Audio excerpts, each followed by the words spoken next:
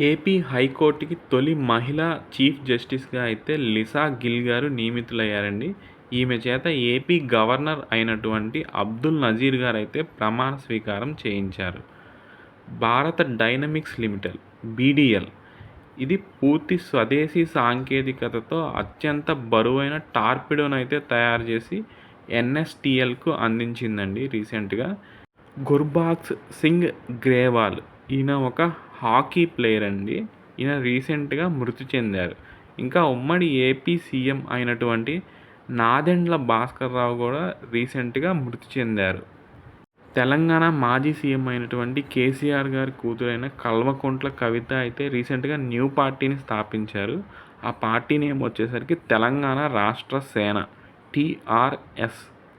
Climax risk index 2026 దీని ప్రకారం 1995-2024 మధ్యలో అయితే ప్రపంచంలో 9700 విపత్తులు సంభవించాయి. దీనిలో 8,32,000 మంది అయితే మరణించారు. తీవ్రంగా ప్రభావితమైన దేశాల్లో 9వ స్థానంలో భారత్ ఉంది. భారత్లో 430 విపత్తులు సంభవించాయి.